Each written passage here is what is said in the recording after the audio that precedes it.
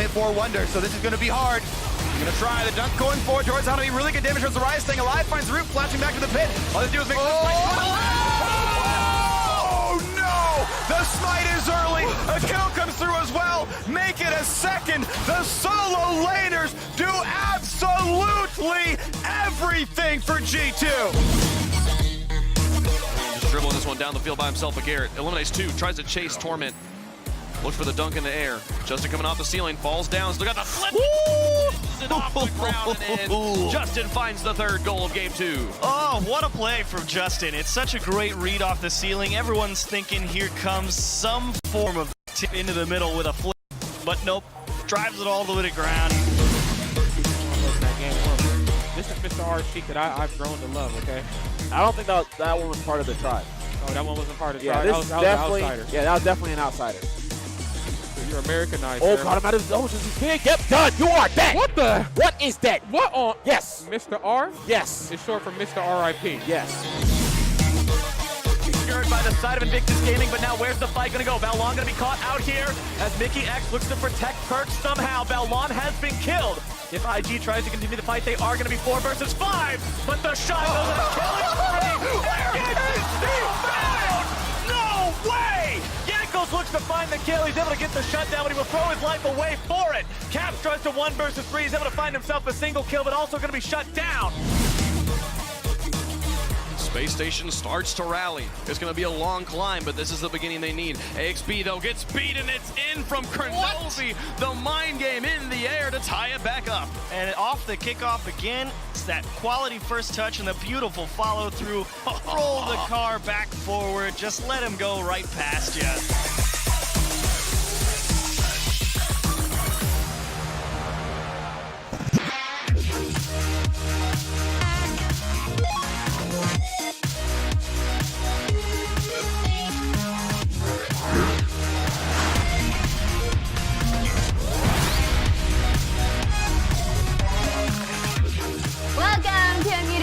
Gaming and esports, hot topics, hot opinions, and the spiciest memes. I'm Marissa Roberto. And I'm Brody Moore. And producer Tyler is giving us 2 minutes to discuss 4 topics, and we'll track them at the bottom of your screen. At any point in time, if one of us gets out of line and definitely needs to shut up, we can hit this mute button to mute them for 30 seconds. That's right, but we like it when you play along and chat. So give us the what for, because we can take it. Let's start off our debates, which I will win with a pro CSGO player accused of having been VAC banned. Optic Gaming's star player K0nfig is accused of having a VAC ban on an alternate account. For those who don't know, VAC is an anti-cheat system developed by Valve. So it's Valve anti-cheat, basically, that's the acronym. If an account is caught cheating, it is promptly banned and prevented from competing in Valve tournaments, no questions asked. K0nfig has been accused of being VAC banned before, but this time the allegation comes from a hacker. They said that they used K0nfig's email and password to log into both his main account and an alternate account that has been VAC banned. Brody, regardless of what you think of these allegations, is this VAC ban policy still a good one? Like, does it still apply? Does it still work? Oh yeah, I love banning cheaters and hackers. Why? Of course, VAC ban is still good because it catches a lot of bad guys. Now, if the allegations are coming from someone that calls themselves a hacker, I'm gonna take that with a grain of salt. I mean, like, this guy's coming out and saying, "Yeah, I cause problems, but pay attention to this guy." Right. Well, I mean, I don't like the fact that this guy, like K0nfig, has had an account before that's been banned. Like, he's already been accused of cheating. He has cheated before. So, like, usually cheaters cheat again, right? Because they found a way to break the system, they're going to do it again. So, I mean, I understand why this hacker, you know, he felt like he was doing God's work. Like, he's in there getting things done. He's like tapping away, figuring out if he's still cheating. He's a whistleblower indeed. But then again, I don't like I'm so torn with this because I really hate rats. I really hate dirty rats. There's no such thing as that. There is. No, if someone's causing a problem, you need to say something. No, because that's just being a tattletale. It's not being a Okay, you know what? This is a real big problem. The fact that we tell kids they shouldn't tattletale, that is absolutely wrong. That is absolutely stupid. Okay, sorry. It should be more of a gray situation, right? It's not black and white. Like, sometimes you have to tattle. Sometimes you have to be a rat for the greater good of everyone. But there are certain examples, like but the issue Jose is you're calling them rats. You're already discouraging people from bringing the truth about. No, but there's one thing to be a rat for personal gain. Stop calling them rats! Sorry. It's one thing to be a tattletale for personal gain. It's a completely other one to be a tattletale for the greater good. Okay? Yes. So if we're doing something to benefit others, benefit the mass amount of people out there, then okay, that's fine. So maybe that's what this hacker did, or maybe this hacker just has a personal vendetta against K0nfig. I don't know, but I don't think K0nfig's going to get banned because privilege. At the end of the day. Player privilege. Anyways, we've had one of the biggest crossovers in the entire universe. Yesterday, Microsoft and Sony announced a partnership between the two tech giants in order to create a new cloud-based solutions for gaming. That means that future Xboxes and PlayStation could feature similar streaming technology. The move comes a few months after Google announced that it would be getting into stream-based gaming with Google Stadia. Marissa, have we seen the world just fall apart, or is it coming together? This is incredible news. This is amazing. First of all, they've got to team up. They've got to do something to compete against Google. Listen, obviously there's fear here. They looked into the technology. They see that Google's doing something very interesting. They realize they cannot achieve greatness on their own. And that is when you combine forces, people. That is when you get together. This is the combination that I've been waiting for a long time. This right here, in my lifetime, did not think would ever happen. These two logos right These two beside logos each other? beside each other. Even Well, like unless it said versus between. Right, exactly. But we don't have that here. It should be a little plus sign, actually, a little plus. Equals greatness for gamers everywhere. This is incredible, people. Like, they'll still compete with each other, I know, over like, you know, exclusives or whatever it is. People are like, oh, does that mean I finally get Spider-Man and Nathan Drake on Xbox? No. No. Why would that ever happen? This is them. They each have a piece of a technology that they can combine together to make an even better product. Yeah. So they're going to do that. You might have one similar service that'll probably launch under a completely different name that is disassociated with both of those brands as a separate company that they both have a share in. Yes. That will be a streaming thing to compete with Stadia. Now, I can see them being the only ones that are actually really getting worried about this because Stadia attacks that, you know, couch play. Sit back, kind of casually play. You're not going to be worried about, I really don't think, you know, Steam or anybody's going to be worried about this. PC gamers want their games on their PC and installed on their computer. The Stadia is a completely different product than that. But these guys most definitely have to be worried. And while it is very shocking to read in the headlines, not all too surprising, in all honesty, because they have to do something to step up. I mean, I was surprised. I think many gamers were surprised. I know that you obviously swing the way of Google and you always kind of watch what they do and you know they're on top of everything, but there's no way that anybody could have predicted that this would actually happen. No. I'm not saying I predicted it. I'm just saying at the end of the day, it's not ultimately surprising. That's two for you, by the way, because you snuck in another one earlier on. We need to have an intervention on this. Like, all right. we need to I'm just helping people with their bingo cards, okay? Yeah, okay, listen, crunch has been a big issue in game development for years, and the new ruling in the European Union is trying to curb it. The European Court of Justice ruled that employers must accurately track hours that staff work. This is meant to enforce the European Working Time Directive, which prevents employees who opt in from working more than 48 hours a week without repercussion. The thing is, it's voluntary, meaning workplace culture can still dissuade employees from signing on. Brody, do you think this actually has a chance at curbing this whole crunch culture? No, you know what? I don't know if that's really what I want to tackle. What I want to say is I think this is a good idea in the sense that it's not mandatory. I do like the fact that now workplaces can put this infrastructure in and make sure that, you know, there are companies that you can go to. I can say, hey, I want to work for this company because there's no crunch here, right? It's going to create competition in the workplace. But there are some people that do want to put in those hours. There are some people that really love programming and making games. And they're going to put those hours in whether they're at the workplace or they're at home. So having a place that will pay you for that and that you can go and work to, sure, it may not be the best work, you know, like your habits to get into, the work environment, but it's something you're choosing. So the fact that there's choice here is the important factor, but the fact that they're doing this is also very important because so many people are forced to do it because of those people that want to do it. For sure, they feel like that's the standard. On the other side of it though, when you are signing something, right? Like first of all, you get really excited about a new job, you're getting employed, you're gonna be making video games, this is so exciting. Yes, of course, I will sign on the dotted line, I'm so excited, thank you for the opportunity. So they're gonna sign their life away, they're gonna be excited to be there, and then after a week of this, maybe 2 weeks, maybe a month, maybe 6. It catches up. It catches up to you, right? So there's got to be a clause in the contract that should allow the opt-out to maybe be reversed, right? because people get families, people get older, people get tired, okay? So it can't just always be that. But when you're young, when you're hungry, yeah, for sure. Like, just be there, grind it out because it's fun and you're enjoying yourself. But that does not last, people. That does not last. Well, unless I'm misunderstanding, from what it sounds like is it's the workplace, the employer that decides to opt into this thing. So you know beforehand if this employee is in this program or not. So that's a good step because now employees aren't going to make those mistakes. They're going to be like, oh, I know that I could be under crunch here if I sign up with this company. Yeah, be like Brody. Read every word of your contract. I do. Brody does. It's important. Everything, even like when you're signing terms of agreement, Brody will read every single word in that terms. Do it yourself or get a lawyer, straight up. Anyways, next topic. That's why he has no money. The Epic Games Store has, no other reasons, too much not to do, has seen plenty of controversy over recent months, and its newest controversy isn't entirely Epic's fault. The store is holding a sale where everything is, at minimum, $10 US off, with Epic subsidizing the cost. That includes pre-orders, which is why some developers have chosen to pull their games from sale until it's over. Vampire the Masquerade Bloodlines 2 and Oxygen Not Included are two such games. And to say players are unhappy is an understatement.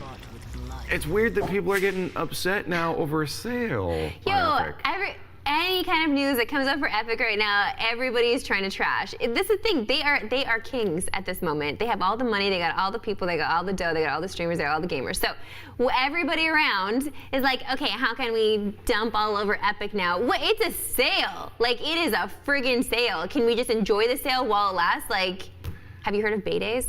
Yeah, but people are seeing it as potentially predatory on people that don't understand the full story of what's going on with Epic and why people are hating Epic. So now they're saying, hey, let's do a sale. People forget why they're hating us because we're giving them a bunch of money off. You think they had a meeting, be like, I know what will get people to not hate on us? A sale. Like, you think that actually happened? Yeah. Usually sales will help. And it's going to.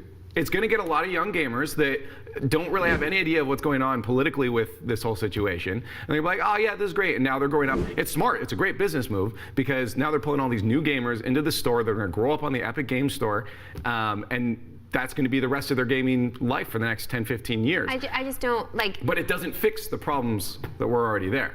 I still don't understand the uproar that comes from any kind of announcement with a company like this. You guys, they just want to make money. What are we not understanding about this? People get so upset, they're like, not doing it for gamers. They're doing it for themselves. Like, what, that is all that this is. That's all that this is. To get more people involved, get more people buying their games into their store, jumping back in and knowing that their credit card is attached to that account in Epic Games Store. Yes, for sure. Let's get all the money. That's what they're doing. So are you saying like that, you know, this is a bad thing or a good thing? I think it's a great thing for their company and their shareholders. Okay, but you still don't believe that they care about the gamers? I don't. They are a company making things for consumers to buy. So they will think about what the consumers want to buy, but in the end, it's all about the money. That's it. Bottom line. Tell me I'm wrong. No. Because I'm not. It's time to check in with the streamers in Clip It. Our first clip comes from Super Mario 64 speedrunner Masay Anela, who got excited as she was about to complete a sub 35-minute run. Whoop. All right, one more. One more bomb. We can do it. We can do it.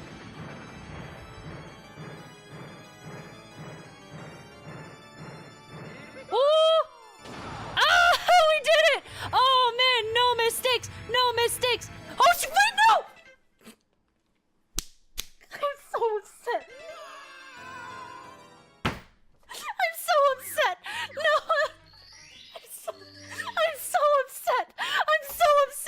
I'm so upset. I can't believe that just happened. No.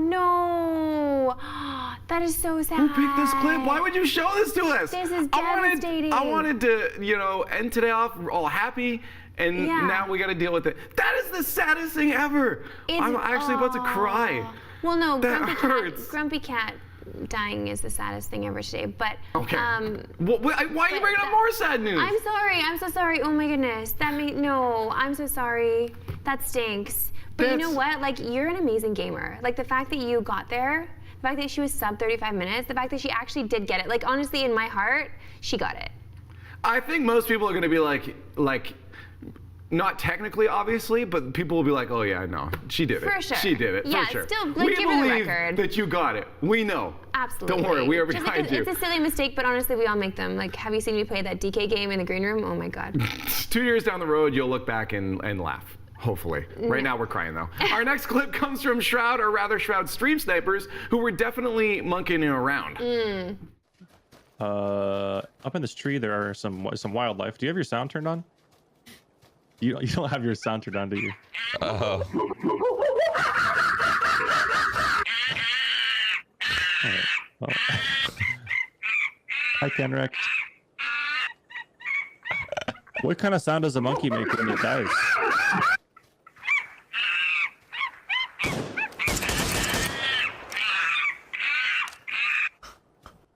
Oh my God. This has turned into a nature documentary, nature show. Stream sniping is a goddamn art. And they know, honestly, straight up, Shroud's stream snipers are the best. It's funny because you see like Ninja getting so upset over stream snipers. Yeah.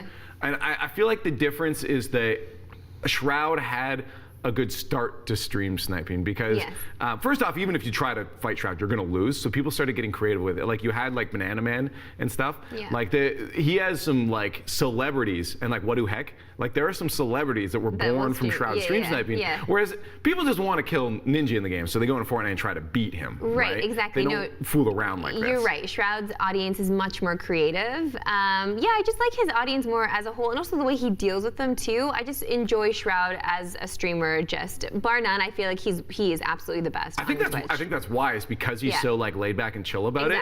That people like if you try to get him upset, it won't work. It doesn't work. So when he says, "Hey guys, stop," you kind of respect that. Absolutely. 100 respect for our Canadian boy, Shroud. It is truly the best time of the day where we scroll the Twitters to bring you all the things the pros best us with on their timeline. And today, it's story time, courtesy of Golden Guardian support player Ole.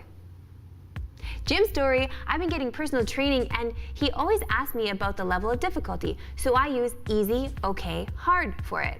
When I did chest part, I said, I feel hard. People suddenly looked at me and then I learned a new thing. I only use difficult since then. Like honestly though, like, bless his heart. Because think about it, like he's from a different country, he's trying to learn a language, he's trying to get his fitness on. You put yourself in the situation though of just, you're over there lifting, you know, you're just doing some curls, whatever, and this guy behind you yells out, I feel hard. Yeah. I mean, okay, I feel like you can't relate to that at all. What? Because I don't go to the gym, that's true. Yeah, that is very correct. Why do you always do this to me? I love you. Make me feel bad about myself. So let's move on. I like this story time. Let's have another. This one's a tale from Sir Action Slacks. Ooh. Did you know that Charles de Gaulle's, sorry I'm saying that wrong, wife was deeply interested in the occult, and after her husband's death, she redesigned his airport with several winding paths and dead ends to confuse and trick evil spirits who roam the halls?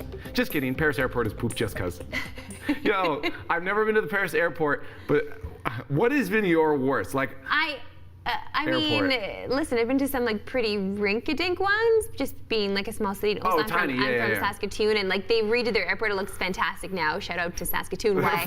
Is it YXC? Yeah, YXC. Nobody's gonna be flying through that. YXC. Yo, you should go to Saskatoon. It's a good time. Why? Give me like 2 good reasons to go to Saskatoon. You literally tell me to go to Kitchener all the time. So for all the same reasons you want to go to Kitchener, you should go to Saskatoon. No, tell me why. Because it's amazing. We're gonna all City go of Bridges, on a field yeah? trip. City of Bridges, We gotta see some bridges. Are you guys excited? But no, I heard the Paris airport is actual trash from so many people. It's like carpeted or something as well. Why? It's supposed to be like a crazy place. If you've been there in chat, like please let us know. Or let us know your craziest airport adventure. Or at least experience. Yeah. Because there's been a few of them. And you can't just say Chicago O'Hare or LAX, because we all know those are trash. Okay, So all right. let us know your stories though. All right. Our last profound thought is not a story, but I'm sure there's a story that goes along with it. G2's Pengu says, I think I slept on my left testicle. It hurts. Brody, can you empathize? No, I do want to use this moment to be a little serious and say, boys, check your gentleman every day, because there could be something more, or there could be some testicular torsion going on there. Yeah, you don't want that. If your balls hurt, get them checked out. You don't want to take any chances with those. That's for sure. Never woken up with a fall. Can your balls fall asleep? Like you know how your arm gets all like dead? I definitely can't answer that question. Yeah, I have no. I don't know. I've never had What? sleepy balls. But you've had tangled ones? No, thank goodness. That's what I'm saying. If they hurt, go to the doctor, because there might be something going on there. They might be all twisted up like the Paris halls. What if they burn? Huh? What if they burn? Well, that's something else, and now you need to get some medication. Because Brody knows about that too. Oh yeah, great. I'm super experienced. Jesus Christ, leave me alone. Let's move on. Let us move on. Because it is time to get to some crowd controlled. We got things, normal things, weird things, cool things, all the things. Let's start by defining physics. Uniqua has a particular set of skills. I don't know what they could ever be used for, but let's take a look. All right, check this. There are people getting so crazy in GTA now. Also, first off, that pink though. I'm so jelly about this GTA. That pink though. All right. Yeah, I like this it. is how you fly in style. All right. Let's stall the plane. Say fine. Also, I'm not sure that this is how physics work. Oh, what the? That's making me motion sick. Really? Yeah, I can't look You at get this. motion sick just by watching? Yeah, I can't look. I really wish my pilots would do this. Are you insane? No. You know what I'll tell you in a I second. would pass out from actual fear. And the finisher? No, come on. There it is. No. Transformers, Autobots, roll out. Straight up, when I'm flying, my favorite things are when you go through turbulence and you like lose altitude a bit. You know that quick jump and you feel weightless? Are you serious? Everyone else freaks out. I'm like, oh, this is the feeling. This is the good stuff. You're an interesting cat. I gotta say. It's like a roller coaster. It's the same feeling. Brody, that is like when people have the most fear. This one, like palms get super sweaty, knees weak, arms are heavy. All right, keeping up with the Doe duo, we had the other day, Rafa Grassetti has transferred some Smash characters into the real world. Oh, these are Oh, well beautiful. done. There's a couple that the Mega Man is what I love. It's like the original design. God. Yeah, DK, you got the chimp there. No, these ones are a little weird, but weirdly enough, that Sonic still looked better than the movie. I don't know what it was.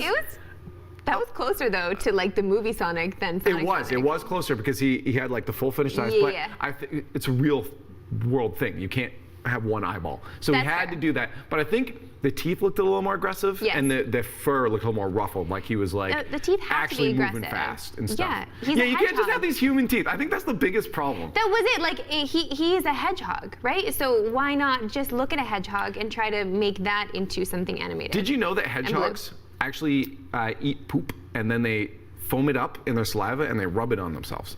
Are you serious? That's a real thing. Hedgehog and scientists don't know why they do it. For real. Maybe it's like an exfoliation thing. Maybe, or to hide their scent. I have no idea. But Or they hide eat their poop scent, and they yeah. rub it on themselves. What? I want to see that in the Sonic movie. It's science, Brody. Anyway, sometimes you are in a hurry and you got no time for fools in your way. Like when you rush into class and some jerks walking four abreast, don't you wish you could just do this? Yo, check this. This guy walks into town with swag. Get out the way, fool! You just plowed through? That man was weightless. He was weightless. Yeah, he Like just a plowed through. feather. He's like, I don't give a crap what you doing. You get out my way. They didn't really put any thought or effort into those NPCs, I don't think. Like, they put no weight into them. Right? Like, he literally was just like a box, like a cardboard box. He's been breathing all the helium in. Wait, it's like a balloon. I have something special that I need to share. What is this? This comes out of nowhere. So, I know. So this, literally out of nowhere. So this is something that we had in the show when Brody wasn't here. Because reasons why Brody is late. We have a new one today. This is, wait, what did I want to delete? Okay, we're gonna delete this one. Okay. And we got a new one. I hope this marker is good. Let's see, what was it? Here we go. This is the newest one today. Laundry. Brody was late today because of laundry. I wasn't late. You're not late if you tell people that you're going to be late. What? You're late when you show up late. That was Director Blaine, by the way. Okay, end the show. I'm over this. End the show, Marissa. Read your script. Thank you so much for watching. That's it from me. To remember, you can always hit us up on our socials to say hi and send us stuff to react to. Someone type in ! socials right now to see them. We'll see you later.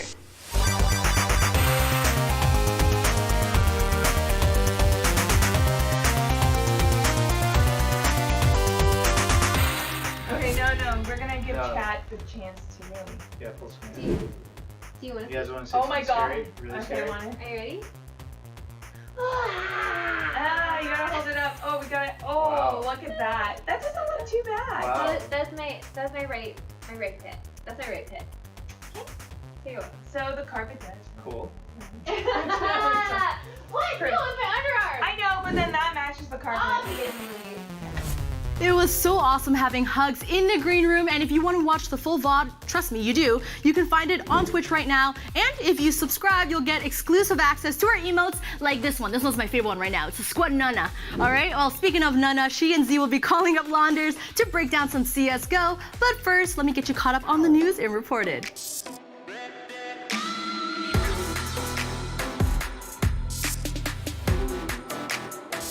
The 2019 Summer Split in League of Legends is a few weeks away from kicking off, and 2 players will be playing on new continents. FlyQuest has traded its Academy mid laner Selfie to Rogue in exchange for their support Wadid. Rogue placed last in the 2019 LEC Spring Split, and it looks like Selfie will be the replacement for their former starting mid laner Senkux, who left the team a few weeks ago. Meanwhile, Wadid joins a FlyQuest roster that placed 4th in the LCS, though the team hasn't announced if he'll be the new starting support. Best of luck to both players in their new homes.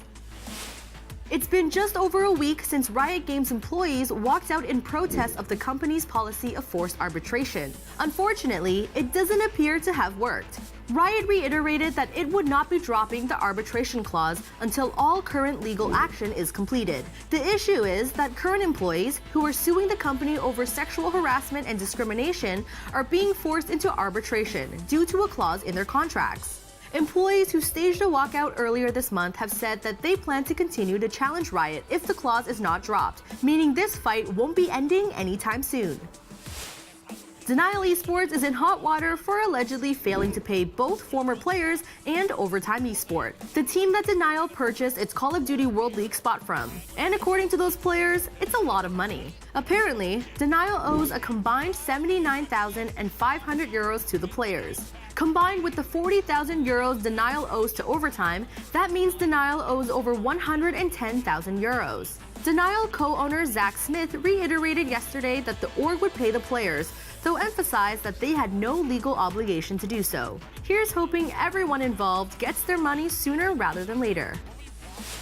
It's not so often that video games are involved in arms deals, but that's what's happening this week. A Russian video game developer named Oleg Tishenko has been charged for conspiring against the United States, as well as the smuggling of purchased fighter jet manuals with the intent of selling.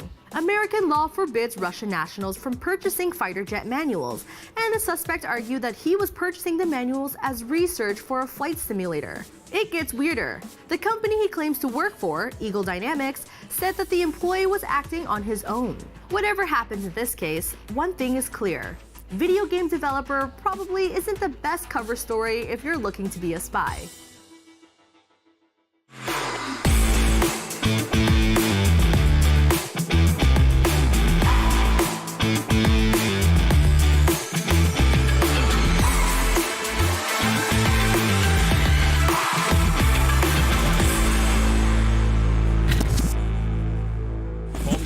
Now just waiting for it, and a great entry kill. Dupree with the AWP. They have to turn the corner. He's going to pick up one more kill. They need to stack up on him at some point, and he's ready for it. Another one for Dupree, and now last one left. Zeus. Oh no! Zipex versus 2.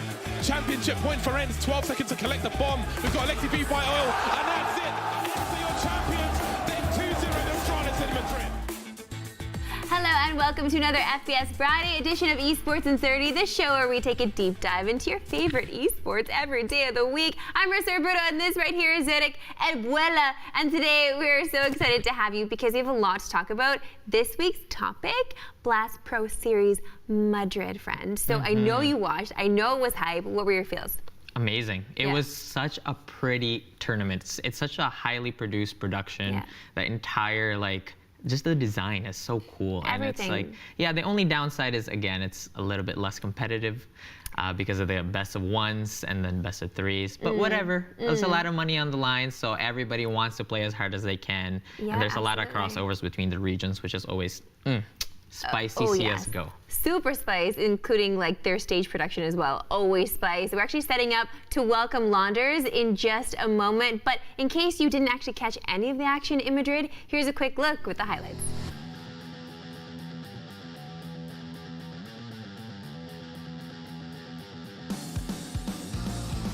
He's got 20 HP.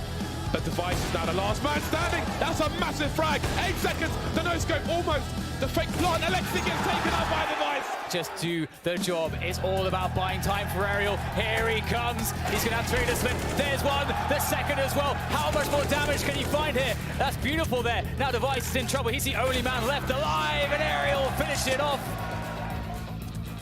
Ooh, and he gets Kill Dream from out behind boxes. He has the bomb. Cannot afford to throw this over to the CTs on Cat, so he doubles back to plant.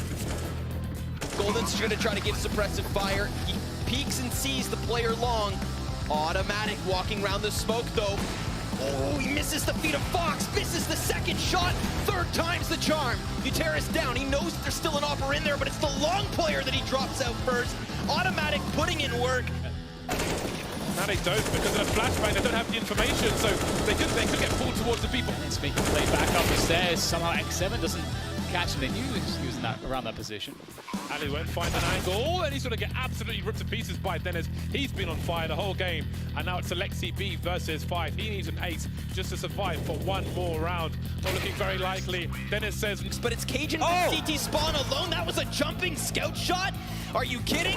Muteris dies. Onside, now just waiting for it, and a great entry kill Dupree with the AWP. They have to turn the corner. He's going to pick up one more kill. They need to stack up on him at some point, and he's ready for it. Another one for Dupree, and now last one left. Zeus. Oh no! And he's going to shut it down. Astralis looking for it. What's the timing on this for Edward? That is everything. This could just destroy the round for Astralis. He's going to have to trigger discipline. He gets one as Dupree turns. He follows it up. And Edward, the dagger, is going to bring Navi to 12-12. Unless they can take out Electronic, then surely the numbers will be too great. Look at the transfer. That is everything it needed to be. The trade comes in. The bomb. Oh, Zipex can just hold it, but he doesn't realize. Sarge's in position. Does he stick this? He's inside of the smoke. He's going to jump on it. Down to the 2 seconds. They can do nothing. 3 players up. And we have Muteris robbing away the round. 7 now with fewer opportunities to get the damage in before they arrive on the site, but they will run straight into Aerial's org. Oh my god, there is no way they can pass this position. Aerial denies everything with the quad kill. Swing from Zipex. Everything's turning around now. But the bomb's been dropped on shore. There are 34 seconds, so Alexi B, if he can buy some more time, that's one way to do it, by massacring everyone. Zipex versus 2. Championship point for ends. 12 seconds to collect the bomb. We've got Alexi B by oil, and that's it. Ends are your champions. They've 2-0 Astralis in Madrid. You hear that, Derek? Oh, that sounds like it was too easy for Ends in Spain. Now joining us on the line to break it all down is a man who experienced Blast Pro Series Madrid for firsthand. Slanders, how are you? Doing well, Marissa. Long time coming. No kidding, friend. Let's get right into it here, because many writers and experts are saying that Astralis actually sacrificed their legacy at the altar of Blast. I guess maybe there's a balance there needed between rest and delivering on the competitive side. So what's your take on the notion that Astralis let their era, quote unquote, slip away without a fight? I don't think anybody would really believe that until other teams beat Astralis over and over again. So I think that there is maybe the thing where Blast shows up and then teams are dropping out of other events to go to Blast, and that might be a problem in the grander scope of things, but it's hard to blame Blast when it's the teams who get to choose what tournaments they go to. So if they have a lot of fun at Blast, they make money, it's a 2-day event, it's really easy for them to attend, and it's not surprising that they're going to go and do those events. And because the calendar year is so packed in the first place, it's hard to have 8 to 10 events and not contribute to the oversaturation. But Blast are not one of the worst tournaments in the circuit. People like Blast. Viewership's always good. It always encourages and gets the top teams to play against each other. It's more of a question of format and stuff like that people have concerns with. Best of ones is kind of like an exhibition with only a best of 3 final, but not a real playoff stage either. And but ultimately it's legitimate. It's top teams. And if Astralis are taking breaks from other events and doing Blast and throwing those in there, those still count. And nobody's really going to believe that Astralis have been dethroned until they lose. So it doesn't matter if they don't really go to events, unless it happens over an extended period of time. Then you would have to have like an interim belt or something like that. Okay, I mean, I guess that's fair.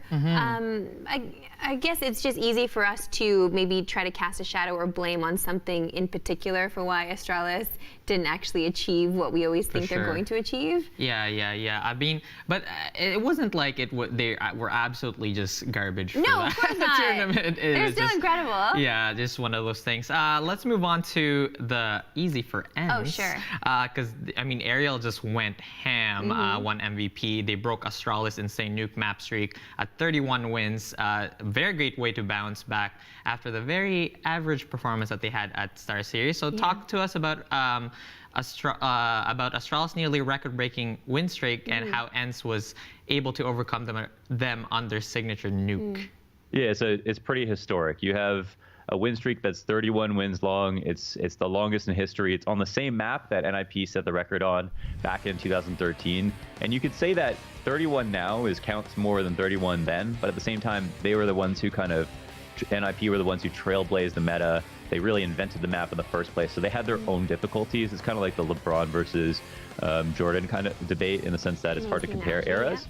Yeah, but for Astralis, they did something amazing. Now, to get stopped at 31 means they tied with NIP for longest streak, 31 wins on nuke, on LAN, and that's it. And ENCE were the one to take them down, a team that is basically Moneyball.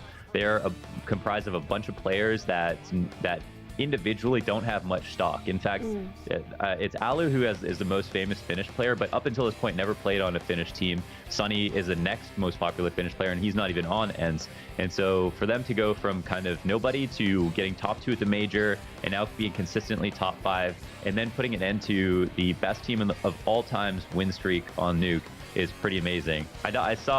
I was in the elevator at Blast Madrid, and I saw Get Right, and I was like, Get Right, weren't you happy that ENCE ended up beating Astralis? He was like, of course I was happy, bro. Because he can't do anything about that streak now, right? So he was just hoping that Astralis didn't top him there. Right, yeah, of course. I mean, there's so many young players here, and obviously you guys get a first-hand look at all of them. You get to know them as well. But how have you seen young players like ENCE, like Ariel, grow just over the course of the last few months in this major? There's just so many babies here. It's crazy, and Ariel himself looks like a bouncer. He's kind of young, but he's got this kind of attitude about him. I guess they all do, where you can't really read what's going on. But it was funny before the event, after the event ended, he said he intended on getting the MVP, which is not something you normally predict. You know, you want to win the event maybe, but you don't talk about like, I'm going to be the best player in the whole event. And he ended up, he said he played 80 hours a week for the last 2 weeks before Blast Madrid, so they're taking it seriously. Holy smokes. Yeah. I mean, okay, all right. How far along do you think he is now from actually achieving that goal that he set for himself? Well, he got the MVP at Blast Madrid. To be the best player on ENCE is a different feat, because you have someone like Sergey, who I always make the joke when I'm casting. He's 16 years old and he looks like he's 10. And I always make the joke that he's been drinking stem cells for 10 years. And that's how he looks so young. And that's why he appears to be so experienced in the server. But he's a prodigy. You know, he's going to be a player who they probably all look to put up big numbers when it matters. He doesn't seem to get rocked when there's like nervous or high pressure situations. So it's coming up that there's a lot of talent on the team. And Ariel is just one part of the puzzle. So I think what's most important is that they stay together, because it doesn't feel like a trade would benefit them too much, and they still have a long way to go with the 5 they have. Yeah, that's fair. Let's move on to another team. The Giants qualify as the local rep. A blast from the past to see Fox and the Surfer again. Despite getting only a single win under their belt, what do you think of our Portuguese reps and seeing Fox fragging in the top level server again, or top level again? Yeah. So the last time we saw Fox play against good teams was back when he subbed in for SK almost 2 years ago, and then they got top 4 at that major on last minute notice. So it was like, after that, you'd think he'd be getting showered with offers, but it didn't happen, and he ended up playing with a Portuguese team, which is his native region. So that project has been okay for them. Like, Giants don't really win anything. Nobody knew what to expect for them coming into it.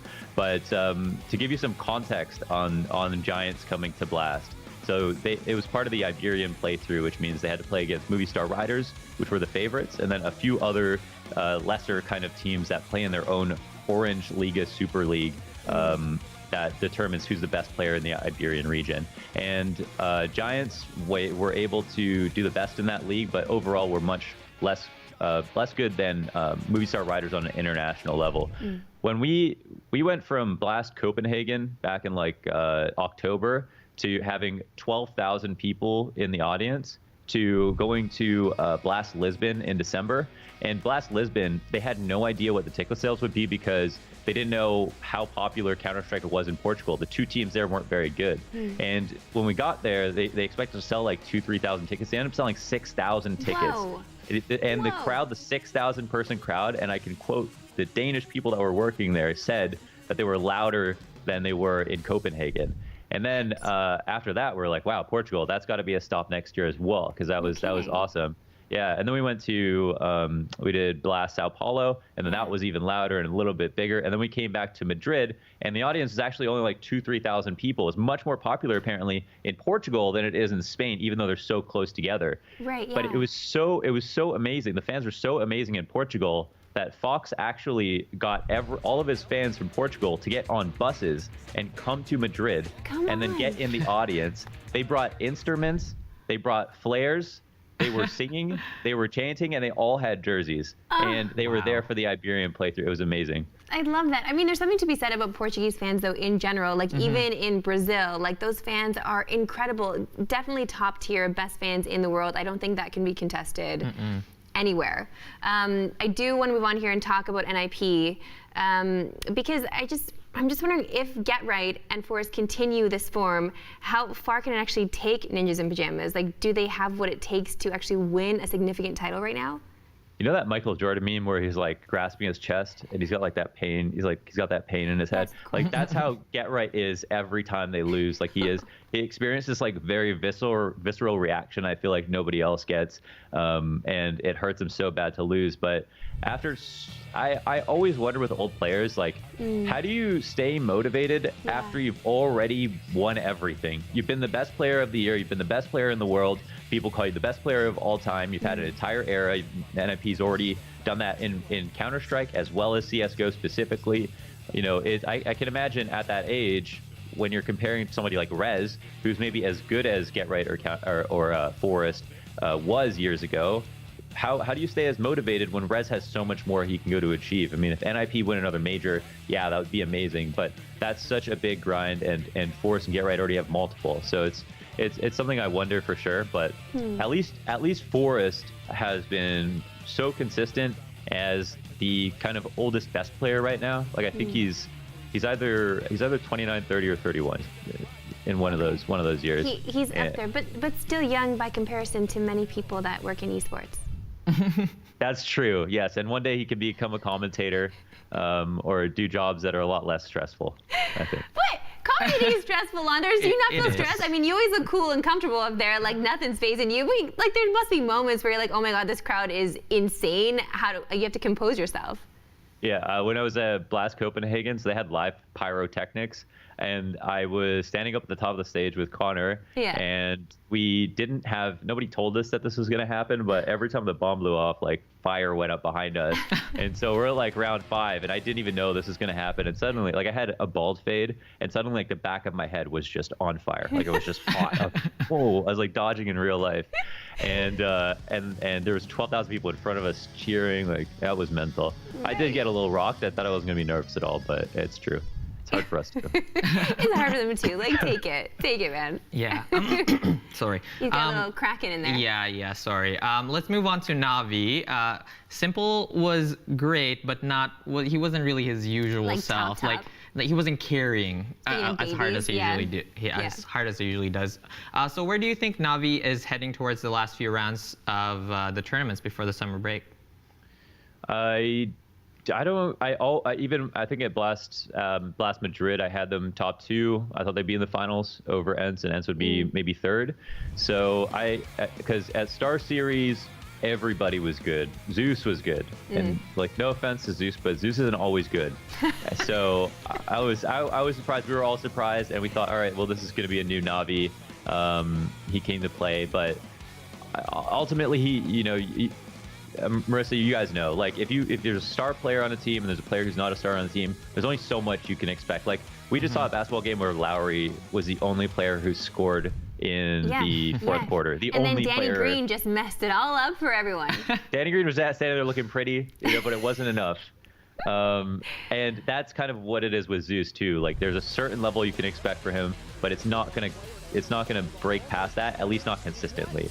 Right. So I don't know what Navi will do, but he's so entrenched in Navi. Like his brother works for Navi. Like his family has jobs working for Navi. It'd be weird if there was a roster change. And while there are other IGLs, I don't even know if there's like an IGL that would necessarily be better than Zeus, but he's certainly the liability, I feel like, on the team. Some of the other performances are okay. It's simple electronic, and without those guys, they wouldn't be a top 5 team. No, I mean, and that's hard, when you can't really, it's a team game. You don't want to put so much emphasis on the individuals, even though you need them to be there too. Yeah, of course. I guess you can compare it to baseball in a way. Like it's a team sport, but you gotta depend on your individual performances. I love all the sports analogies that are happening today with you, Launders, that's for sure. I want to move on to Cloud9 with K0nfig and Vice, because these are new players in Golden System. Automatic playing insane despite the bad results. So how are the new players actually slotting into Cloud9, and what's the future of this team given those moves? Man, I don't know what to say with Cloud9. I know they have a lot of money. That's good. That solves problems. That's step number one. There's no salary cap to keep up with the sports analogies. So if they can afford it, they can get a player they want. There's just not a lot of free agents that might be tantalizing opportunities, but they're taking risks on players like Vice and K0nfig, who could very easily end up teamless and not on another team, even though they're super good. For a tenured team like Cloud9, you think they're going to pick players who are both promising but also have a lot of good results. Like they did have Flusha, 3-time major winner, but he wants to take a break. So I don't know how confident they feel in keeping up with each other. Like there was a thing at Blast where every single Blast for the last 6 months, Cloud9 had a roster change. So for me to talk about Vice and K0nfig as if they're going to be permanent fixtures, like I have no idea. They're probably scared themselves. I don't think anybody's safe on Cloud9 right now. Wow. Yeah, they haven't found that fit. Yeah, that's tough. Let's move on to a map, Vertigo, and its place in the pool. Only place we saw it was in the play-ins between the Movie Stars and Giants. Nobody seems to want to really play it. What is Vertigo's current place in the map pool, and why are so few teams willing to play it right now? I think so few teams are willing to play it because I think unlike if you take like Rainbow Six, there's so many maps in the pool, and those are established. But in Counter-Strike, it's like literally 7, and we replace one at a time. And like Mirage has been in the pool since 2013, like since the beginning of the game. It's the same map. And so I feel like people are very drilled and experienced on the other parts of the map pool. And with a new map, you really don't want to be the first one to make all the mistakes. And I think even if you theory strike in the server and you practice the routine and you come up with the best, coolest strats, they don't necessarily work. So I think for some, they think, all right, it's better to watch and learn first and then adapt it later. And also, it makes less sense for a new team to take on a brand new map as opposed to drill the core maps, because that map could just be banned and then it would be a waste of time. So you might as well have like a Mirage Inferno Dust 2, and then if you get good on those, and you have a Vertigo, so that strengthens your map pool, but it's like a later concern. So a lot of the older teams will actually adopt it first, and it is always a good idea if you have the time to grab it. Like we did see Giants and Movie Stars play it, but I don't even think they like the map either, even though they've played it. Right now there's this meta where everybody is like running up the A ramp, and I've never so in Counter-Strike, you have almost 120 bullets in most of your guns, and you never have to think about your ammo. You use your mag of 30, your second mag, maybe a third, maybe. On Vertigo, with these A retakes, people are spamming for like the entire round. We've seen multiple rounds so far. People are down to their last 30 bullets, which never happens, and it's just loud. It's just so much noise. People are spamming. There's a smoke down. They're shooting through it. People are pushing up, throwing nades. It honestly doesn't feel as tactical as it should. Yeah. And I think that's what's bothering people the most. I mean, then it must also bother you guys at the desk too. You're analyzing for sure, but even Scrawny calling it, it's got to be frustrating for you guys just to analyze. It is, yeah. I mean, we gotta make it seem like it's tactical. We do our best. I'll tell you that much. But I think it's hard to make stuff up on that map sometimes, especially on A. So they'll probably rework the map. There's been examples of it. I think for a while Valve have actually been really good at introducing new maps where if overpass, it's not even the same overpass as when it first came out. Like the A site, the B site, mid, everything was completely different. So there's nothing stopping Valve from totally changing Vertigo, making it basically a brand new map over time, and I expect that to happen. I mean, you're saying that you think the older teams are going to be the teams to actually figure out the map before the rest, but is there going to be a scenario where we'll see like an Astralis nuke situation and they'll just figure it out first? There is a curse with new maps as well, where every team that practices it and picks it ends up losing. So there's like famously one of Stanislaus teams, I think it was Optic, like an MLG minor like a few years ago, where new Nuke had come out. So it was a new iteration of Nuke. Map got a facelift and everything, and he had never played the new Nuke for like the month that it had been out, and it got picked because of the best of 5 final. And they ended up winning the final on that map, even though they had never played it. So it was like Mousesports picked into them, and they knew the map really well. But because there's so many question marks about where the meta is actually going to go, nobody knows if they're playing it the best. And if you're too rigid, you can have way too many tells. Whereas it's like the old analogy about like fighting somebody who doesn't know what they're doing. Yeah. You know, where you might have to be more worried about that guy than the guy who's like really well trained. Yeah, exactly. How do you counter when you don't know his next move? He doesn't even know. Well, yeah, that's the main thing. That's the one. Yeah, that's one. Yeah, speaking of moves not related to the Blast Pro series, there was a pretty big roster news, a CS legend coming back from inactivity to replace Adren Neo to FaZe Clan. So, like, what do you think will his addition as an IGL add to the FaZe Clan moving into the future? Yeah, so Neo and Forrest are the 2 players that have arguments for best Counter-Strike player of all time, like in terms of accolades, in terms of consistency over years. Like Neo was like simple in 1.6 for like 4 years. So, you know, he's very experienced, and I think the misconception about Virtus Pro is that they're a crazy team that will just rush and like bully their way into sites and stuff like that, but they're actually one of the most tactical teams. Like I've made videos about some of their tactics, and they basically are just like organized chaos. I feel like they know they're a very aggressive team, but they have a lot of depth to their strategy, and I think if Neo had a part to do with a lot of those strats, then he'll bring a lot into FaZe as well.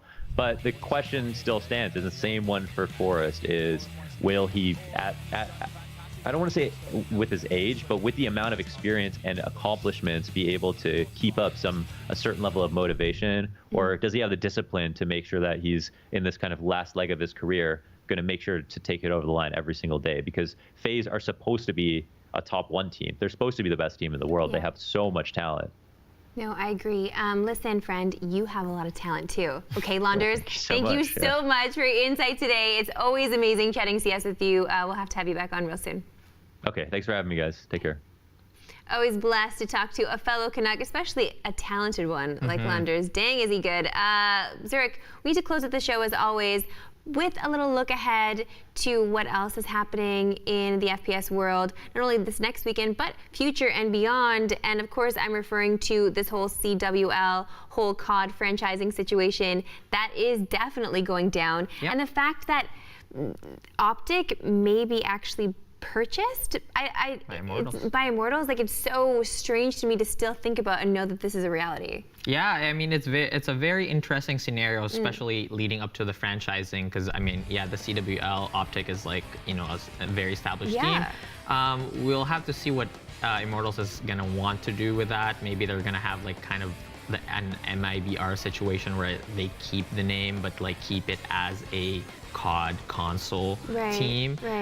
Even in the Overwatch League 2, they both have spots as well. So does that mean, I mean, obviously Immortals can't have 2 slots, so they might have to sell the secondary one to another org, which again, we'll have to see who is gonna end up bidding for that. So very interesting news, a lot of money people talking about money things. And but But here's an alternate scenario, because yes, there is, this is just me speculating, of course, but yes, there is only one spot for one org on the CWL for sure. But when franchising takes place, we don't actually know if the rules could change in any way, or if like one org or one city itself could actually have like a city, this city has Optic, this city has Immortals, like their specific teams, even though they're owned under the same company. Yeah, the same right? umbrella. Could they not still be spread out and just belong to different cities? I mean, that's a possibility. Yeah, I'm not sure what the rules are like pertaining that, but I'm sure that is definitely a possibility that they could do.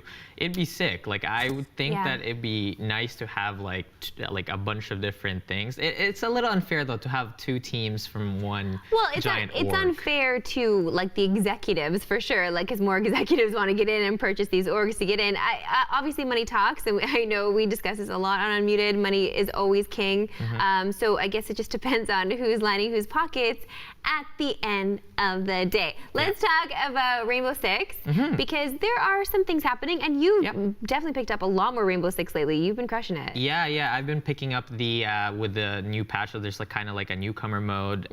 It kind of just like puts you in with a bunch of newer players, which is really cool. But the major starts tomorrow for the Pro League, which is going to be amazing to watch. I think they disabled one of the characters, Clash, because there was some exploits regarding him. I know IQ also has some sort of exploit that, but she is still in the game. Like you can still play her, but Clash, no. But they also announced 2 new operatives, Warden and Knock. And Warden looks like James Bond. He looks sick. He has like a little like gadgets, and his sunglasses make it so that he can't get flashed. Oh. Yeah, it's very cool. And then Knock is a stealth character that is very stealthy, kind of like the Sombra of R6. So very stealth, invisible. Like I think it looks like it. We haven't had the full release yet. They said they're gonna release it like moving on to the Pro League during the Pro League. Okay. So I'm super excited to see what they're gonna add, because an invisible character would be kind of OP in R6, but we'll see. So crazy in R6. Yeah, because there's so many counters in that game. There's so many operatives now. Like there's so many from the last time I played. Just to keep track of, but it should shape up to be a lovely weekend of Rainbow Six. Very if you're exciting. interested, you should definitely tune in. I do want to talk before we go about COD again, because there's a mobile release. That's right. It's right up your genre. You're the mobile expert of the studio. No, I don't think I want to be. I don't think I want to be labeled as that. Too late. It's too late. It's too late. I'm just not sure. Obviously, there's a bunch of COD bros just trashing it, because that's what COD bros do on Twitter. But I mean, it looks like that it might be good. This seems like a good variety of maps, and you're missing the actual tactile feedback of controller, because I feel like you need that with games like this, and they do make it a little bit easier for people from the outside, like people that don't usually play these games on console. It is a nice little gateway in. So it's got to be good for the world of Call of Duty. Like, why not? They're gonna need more money. So the main thing that I kind of see with this entire kind of switch in the console that they're playing the game is, there's so many more people that have phones, right? Like Diablo, like everybody has phones, right? You guys have phones, right? That's so right. I think in especially in the Asian market, it is super big. So like PUBG Mobile is really big, Ring of Elysium is really big. Like a lot of games that you can play on your mobile is very big in Asia. So that might be the market that they're trying to tap, which is obviously, in terms of like the COD, they've never had anything like that. Yeah, so I mean, tap, right? It's a mobile game. Just like it relates, yes. I'm just gonna be hitting my mobile games all weekend that are not COD related. I think you know what they are. Yep. We've discussed them several times. Listen, we gotta go. That's it for FPS Friday. Hi, it's it for me because it's Friday too. We gotta hit them drinks. Reminder, we are off Monday, so it's because it's a holiday in Canada, so no stream then, but we'll be back refreshed on Tuesday with Matt, Lisa, and Hysterics talking LOL, League of Legends mid-season. We got that. Catch us on all our socials at Squad State, and we'll see you later. Thanks, guys. As always, fantastic show, and shout-outs to Red Bull as well for fueling us in the green room. Reminder once again, it is a long weekend for us, so we'll be back on Tuesday in the green room at 1 p.m. Eastern Time, and then we're back that night, 8 p.m. with another Unmuted and Esports in 30. Until then, you can hit us up on all our socials at Squad State. So have a great weekend, and we'll see you on Tuesday.